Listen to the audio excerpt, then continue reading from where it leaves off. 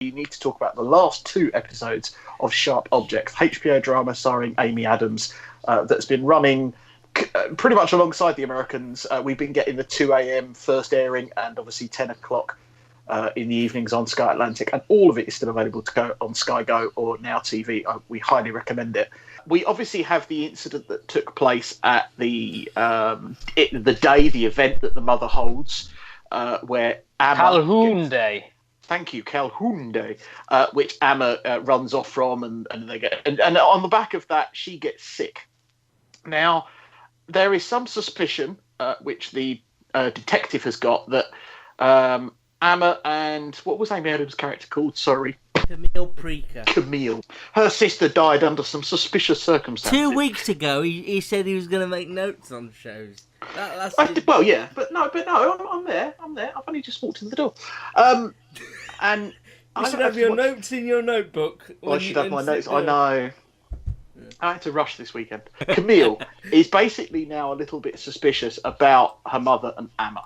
And pretty much throughout episode 7, there's kind of suspicion about what the relationship is. And of course, this detective goes round and is seeking advice. He speaks to a couple of people who worked at the hospital and finds the fact that all the time that they requested, anybody ever requested information about the death of her sister, it was declined, and it appears that Amma had someone on the inside. Amma's mother, had someone on the inside. Adora had someone on the inside, kind of, shooting this away.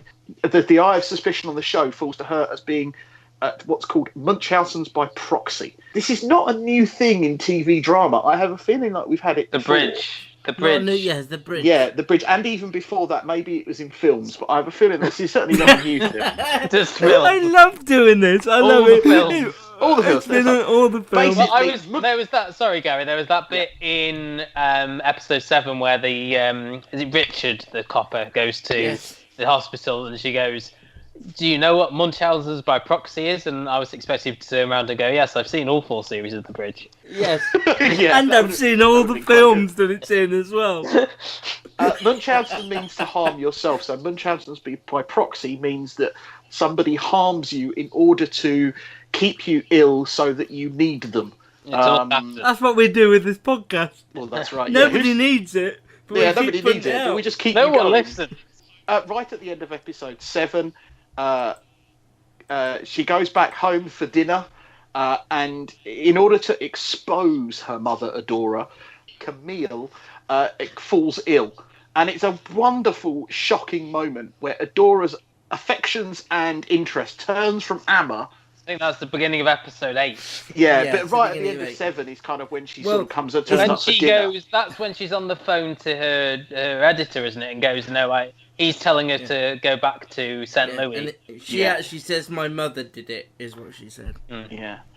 Episode 8 is very dark. I think it's the darkest of all. The series is very dark. Yeah, but I think episode 8 is the most dark, and probably because of the twist that we're coming to. Throughout episode 8, we get lots of scenes of Adora looking after both the 2 daughters. They're kind of understanding that they're being drugged. It turns out to be like a mix of antifreeze and rat poison.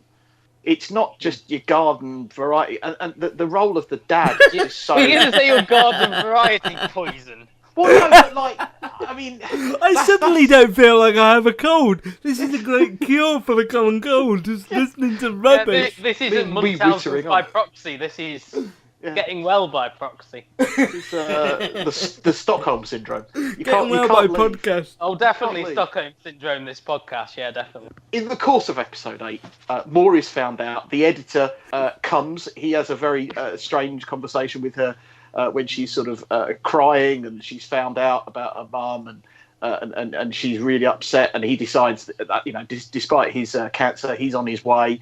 The detective, I suppose we ought to mention the relationship. I think you're blurring these 2 episodes a bit. I know, really. that's the problem. But Camille's making herself sick to sort of protect her sister and to divert the focus from there.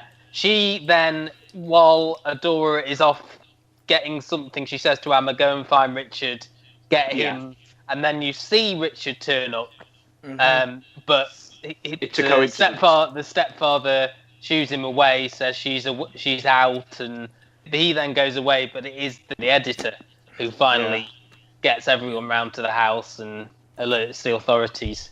And there's just that great shot of the priest lights lighting up Lights. the bedroom. Yeah. As she's so lays weak, she tries weak to on her crawl back. towards where she sees Richard at the door, but can't crawl towards him, and the music's blaring, and it is all really well done.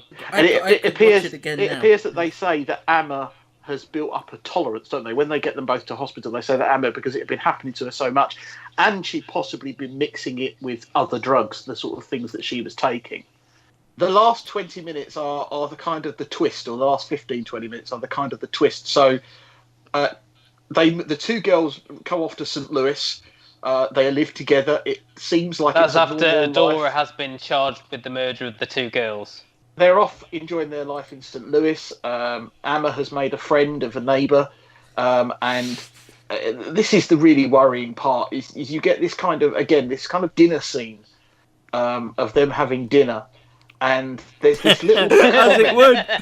well, no, but there's a comment made, isn't there? No, where- it's you said a dinner scene of them having dinner.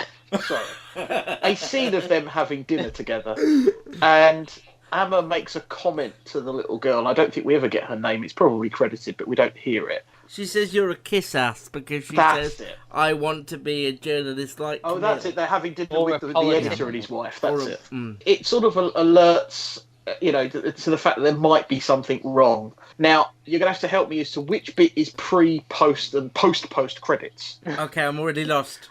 Okay, well, there's the I'll be pre-bit honest. is the realisation. Okay, the that pre-bit Yeah, the is pre-bit Camille is- going to the bin, Okay, finding okay. the thing she's sewn to put back into the doll's house, and finding the real human teeth, and then Now- the Amma saying, "Don't tell Mama."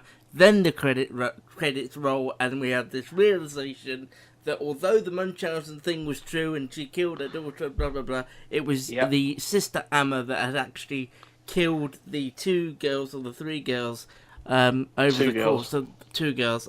Look, when it switches, then- he starts Yeah, I know, correcting yeah, me. But then, I'm all right on numbers. are we meant to think she's killed her friend as well? Because I know I was reading yes. that happens in the Well, book, doesn't what, it? the black girl? No, Yeah, that happens in the book, yes. Yeah, I think the implication Don't is go, that they probably just yes, ran out it of happens time. in the Well, book. I appreciate that there's a Yeah. lot. I've read the article that you sent me, the Variety Yeah. article, the Vanity Fair article that you sent me. It's ambiguous to whether what she has done with her friend, but Mm. her mum can't find her, so there is Yeah. that implication. There is Indeed. a moment, apparently, that blinking you'll miss it in this during credit scene, where you see her Yeah, push her up against Yeah. A fence, yeah. and that's supposed to You be did, the- I did see that. I saw that bit. And then right at the end, that we go back to the little town Wing Gap, and you see Amma walking in a white dress away woman from in the white. scene, which goes back to the very first. I think it might have even been the very first episode where the boy talks about "I saw a girl in white," which no one ever followed up on. I don't know. So I know there's been some complaints about the finale, haven't there? Also about the ending. Yeah, there has been. I don't know why. Let's talk a bit about whether it was risky to put these crucial moments during the credits or not.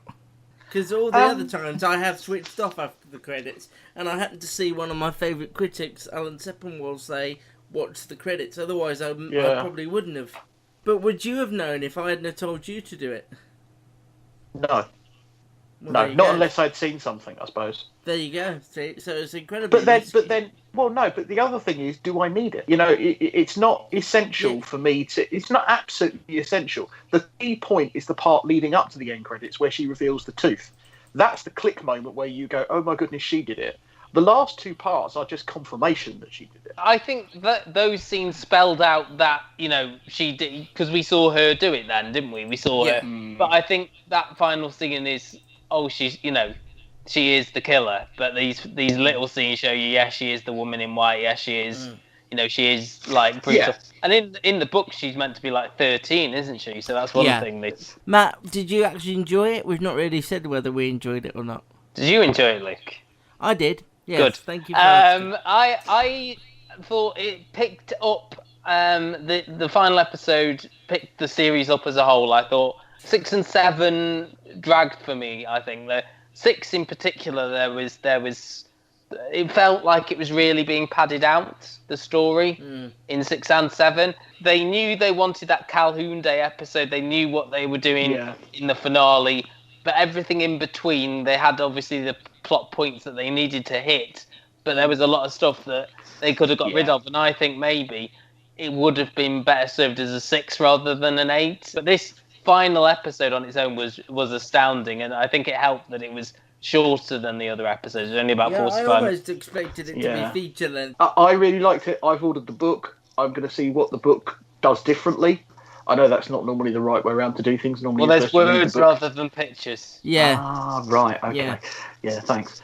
So I've ordered the book to have a look at. What I didn't realise is this is the same. Have a read of it. Don't just look at the cover. Have a read. Yeah, won't there be pictures? No. Oh, damn it. I really think Gary would like Big Little Lies. Same director, same style, great performances, and a really good payoff. I would like to go back to it. I don't know if the DVD is out there, but I will sort of search it out. I didn't realise that Andrea Arnold is directing the second series, though, who I really like. So, Big Little Lies. Okay, so he's not coming back. He's not coming back because he was busy, presumably, with this, because they've just wrapped. They've wrapped Big Little Lies. Well, I saw a HBO preview. I don't know if you've seen it online. They did like a preview of their new shows, and Big Little Lies gets a little bit of a push in there, not much. Did you ever finish the Barrys I sent you? No, but I am near the end. I'm about 2 to 3. I think I've got 3 left. Come on, Gary. Sorry. Finish Barry, Gary. Yeah, all right. Can we just talk about how brilliant Eliza Scanlon is? All 3 of them, actually. Amy Adams. Yeah. Oh, yeah. And Eliza Scanlon. I think as well, I didn't like the Amma character going along. Obviously, I'm not going to in any way say that I picked it. I can't be that good.